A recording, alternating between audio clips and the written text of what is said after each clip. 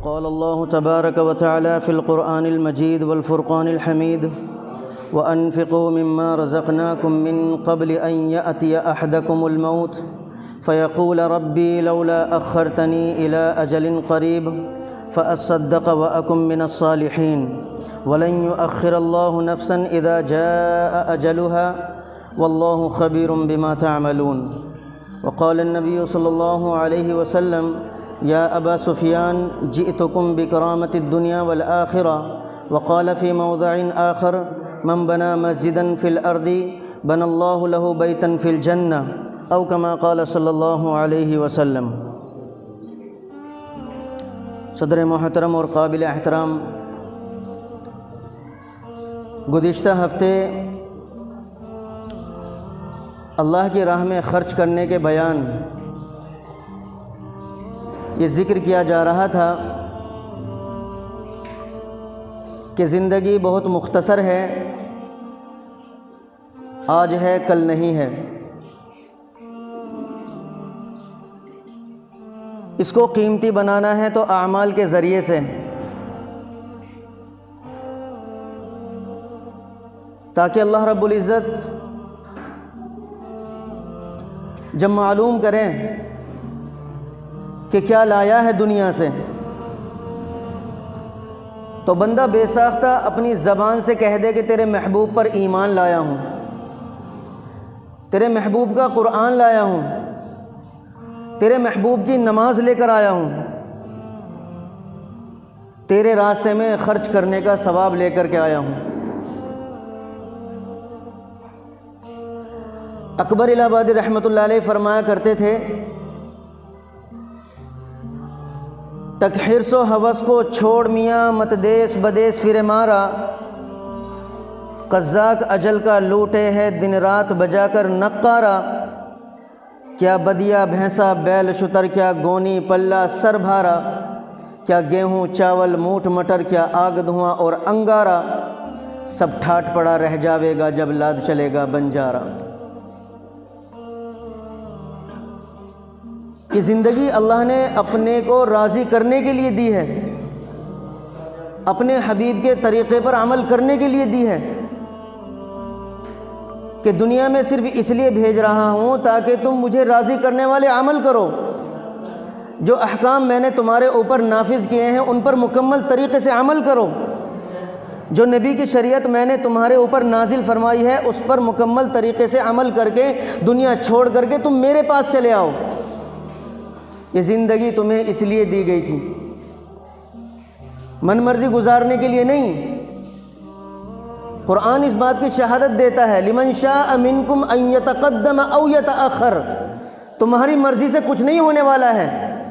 موت اگر کسی انسان کی آتی ہے تو اس کی مرضی سے نہ وہ آگے ہو سکتی ہے نہ پیچھے ہو سکتی ہے. جو اللہ نے وقت متعین کر دیا ہے، جو طے کر چکا ہے، اسی وقت وہ ہر حال میں آنی ہے، چاہے کسی بھی صورت میں آئے وہ آ کر کے ضرور رہے گی. اللہ کا قرآن فرماتا ہے وَأَنفِقُوا مِمَّا رَزَقْنَاكُمْ مِن قَبْلِ أَن يَأْتِيَ أَحَدَكُمُ الْمَوْتِ، کہ جو مال تمہیں دیا گیا ہے اسے اللہ کی راہ میں خرچ کرو، اسے غریبوں پر خرچ کرو، ضرورت مندوں کی ضرورتوں کو پورا کرو. خدا کی قسم تم یہاں ضرورت مندوں کی ضرورتوں کو پورا کرو گے، کل قیامت میں اللہ جب تمہیں شدید ضرورت پڑے گی وہاں تمہاری ضرورتوں کو پورا فرمائے گا. یہاں تم کسی غریب کی مدد کر دو، وہ میدان حشر میں جب نفس نفسی کا عالم ہوگا وہاں اللہ تمہاری مدد فرمائے گا. یہاں تم کسی پیاسے کو پانی پلا دو، وہاں جب تمہیں شدید پیاس کی شدت محسوس ہوگی اللہ رب العزت تمہیں آب کوثر پلائے گا. اور یہاں اگر تم کسی ننگے کو کپڑا پہنا دو، وہاں جب ہر آدمی ہر نفس ننگا ہوگا برہنہ ہوگا وہاں اللہ رب العزت تمہیں جنت کا سبز لباس پہنائے گا. یہ زندگی مختصر ہے، صرف عبادت کے لیے دی گئی ہے کہ تم کسی نہ کسی بھی طرح اللہ کو راضی کرنے والے وہ عمل کرو کہ جب دنیا سے چھوڑ کر کے میرے پاس تم آؤ گے تو میں تمہیں دیکھ کر کے خود ہی راضی ہو جاؤں گا کہ یہ میرا وہ بندہ ہے جو مجھے دنیا میں راضی کر کے عمل کر کے مجھے راضی کر کے آیا ہے. صرف یہاں اللہ کو راضی کرنے والے اعمال کی ضرورت ہمیں شدید ضرورت ہے. فرمایا کہ من قبل ان یأتی احدکم الموت، مرنے سے پہلے پہلے کہ جس بندے کی موت آ جائے، موت کے آنے سے پہلے پہلے اللہ کی راہ میں مال کو خرچ کر لو، چاہے وہ مسجد کے ذریعے ہو، مدرسوں کے ذریعے ہو، کسی بیوہ کی ضرورت کو پورا کرنے کے ذریعے ہو، کسی بھی صورت میں ہو کہ مال کو اللہ کی راہ میں خرچ کرو، ہر حال میں کرو۔ یہ یہاں کا خرچ کرنا تھوڑا دکھے گا تو ضرور، محسوس تو ہوگا ضرور کہ میں اپنی جیب سے ادا کر رہا ہوں، میں اپنی جیب سے دے رہا ہوں، لیکن خدا کی قسم جب اللہ کے یہاں اس کو جمع پاؤ گے نا تو یوں کہو گے کہ کاش میں دنیا کے اندر اپنی ساری دولت لٹا دیتا جو اللہ کے یہاں مجھے سارا جمع کا جمع ملتا۔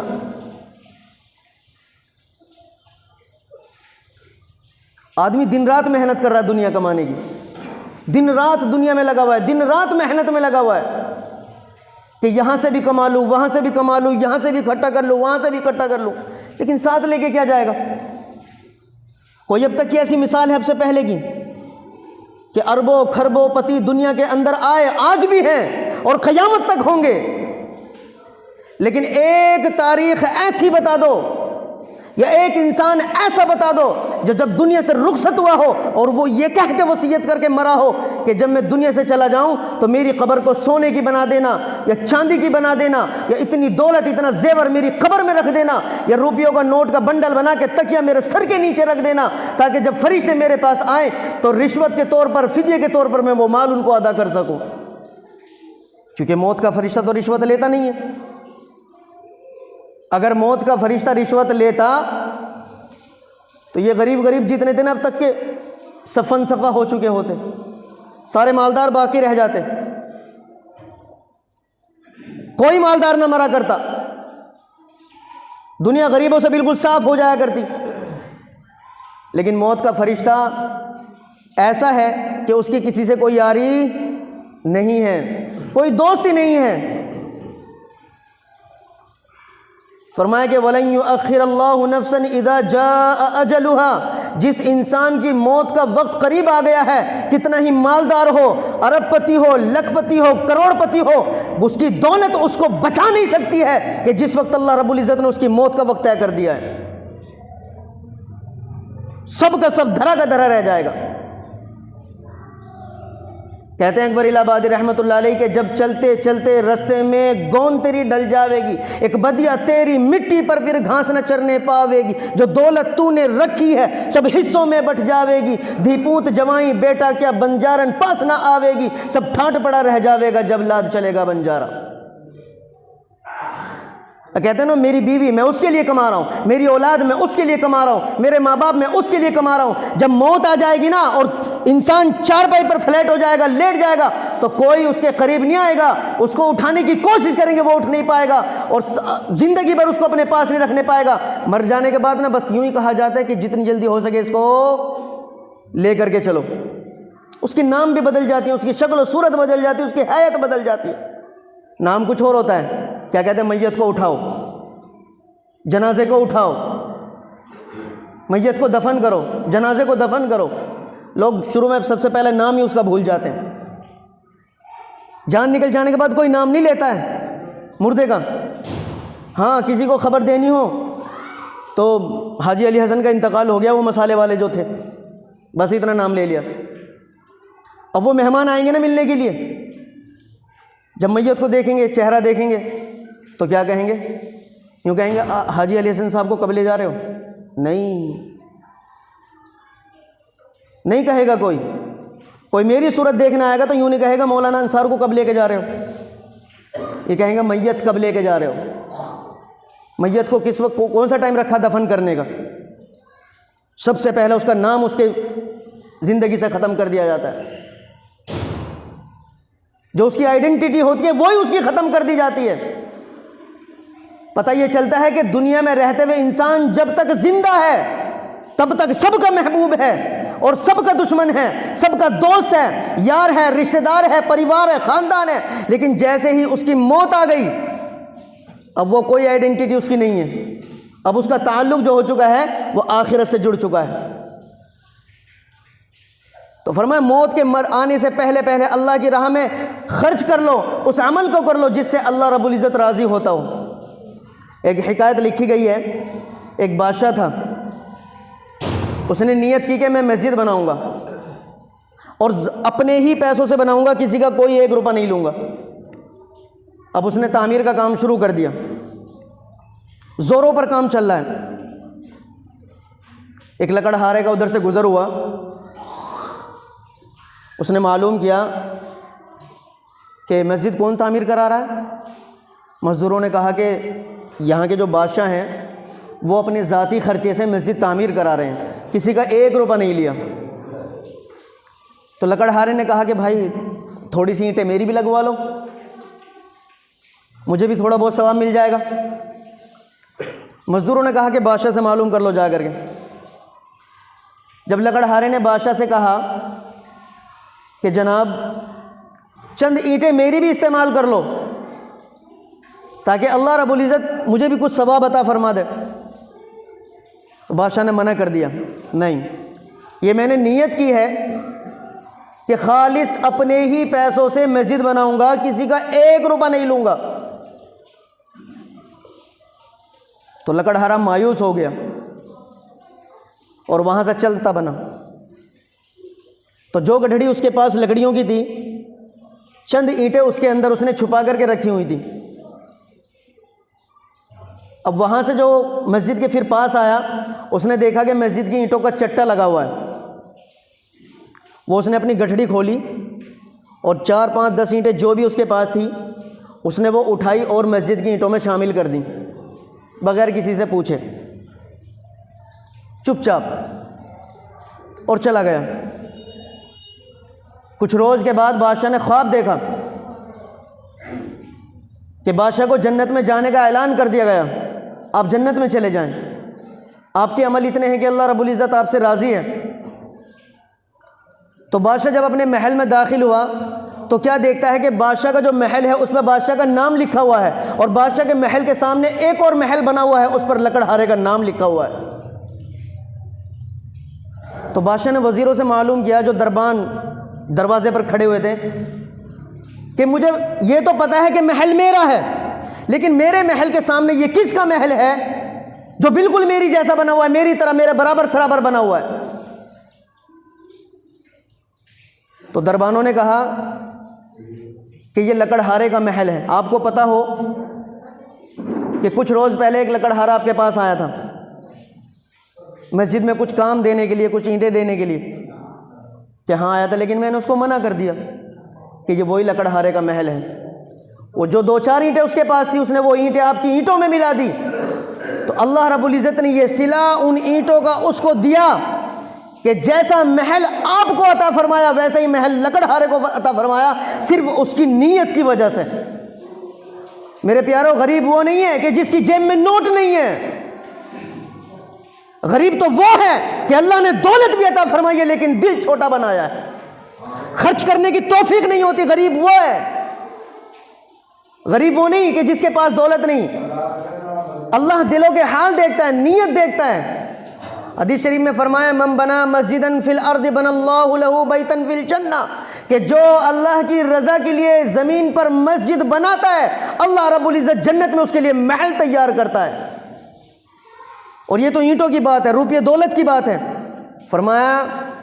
کہ اگر مسجد کے اندر ایک چراغ روشن کر دے اور جب تک وہ چراغ جلتا رہے گا اللہ رب العزت اس کا ثواب اس کو عطا فرماتا رہے گا کہ اس کی روشنی میں جب تک نماز ادا ہوتی رہے گی۔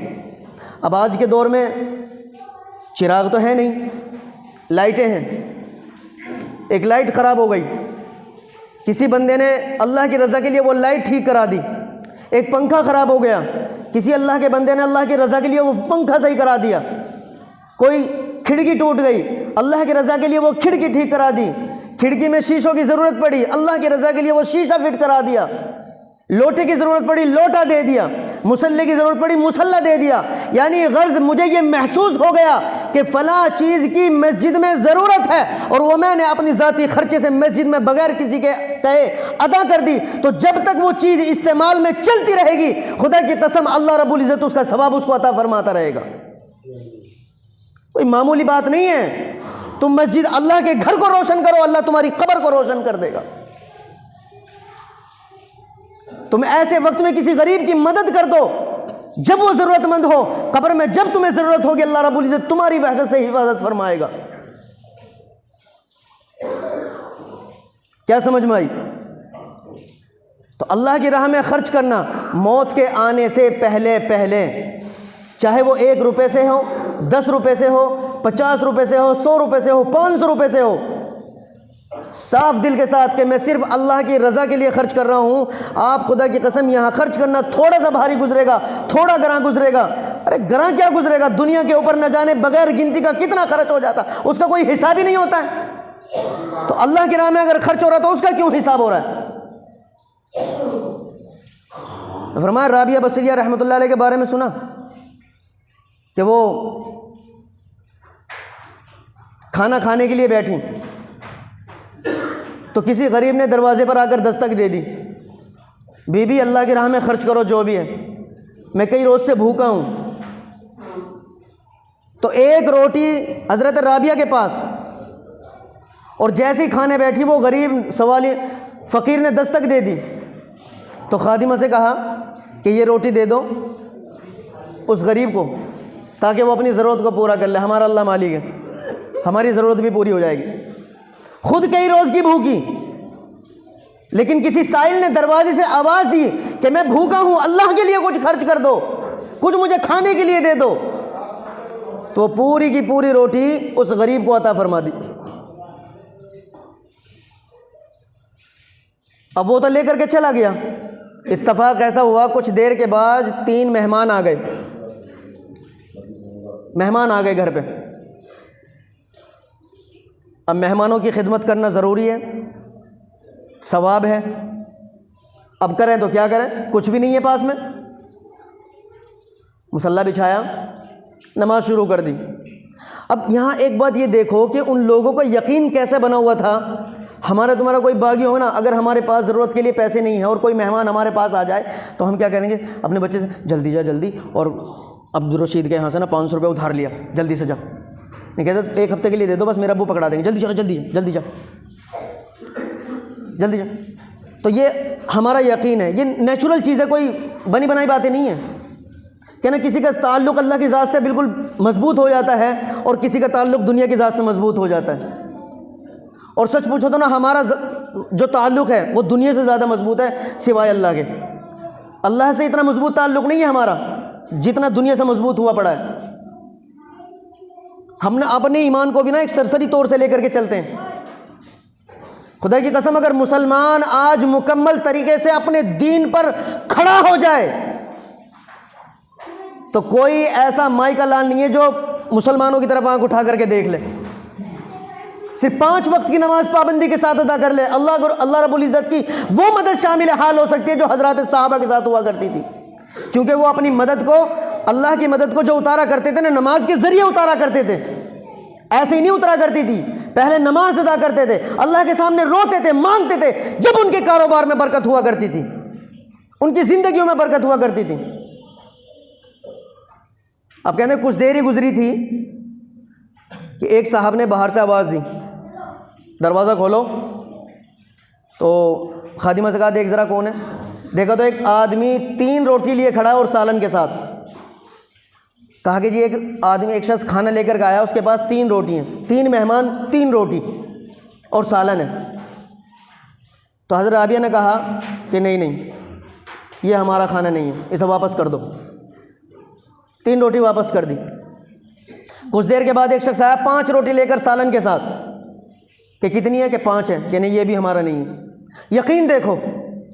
ہمیں تو اپنے مہمان کی خدمت کرنی تھی، ایک ایک کھلا دیتے جب بھی پوت پورا ہو جاتا، 5 آ گئی تھی 5 بھی کھلا سکتے تھے، لیکن یقین کیسا بنا ہوا اللہ کی ذات سے کہ اللہ کی راہ میں خرچ کرنا ضائع نہیں جاتا۔ اللہ رب العزت بعض وقت ایسا ہوتا ہے کہ جو اللہ کی راہ میں خرچ کر دیتا ہے، 1 روپیہ اس نے خرچ کیا، اللہ رب العزت اس کا 10 عطا فرماتا ہے، اور جو آخرت کے لیے بنا کر کے رکھتا ہے 70 کا حساب بنا کر کے رکھتا ہے کہ بے شمار اللہ رب العزت آخرت میں اس کو بدلہ عطا فرماتا ہے، جو یہاں اللہ کی راہ میں 1 خرچ کرتا ہے۔ اب کچھ دیر کے بعد 10 روٹی لے کر کے ایک صاحب آئے کہ جی 10 روٹیاں اور سالن ہے، کہ یہ کھانا ہمارا ایسے لے آؤ، کہ جو دنیا کا فیصلہ ہے، من جاء بالحسنۃ فلہ عشر امثالھا، کہ جو اللہ کی راہ میں 1 خرچ کرتا ہے اللہ رب العزت اس کا بدلہ 10 عطا فرماتا ہے۔ تو بھائی خرچ کرنے والے بنیں گے نا انشاءاللہ؟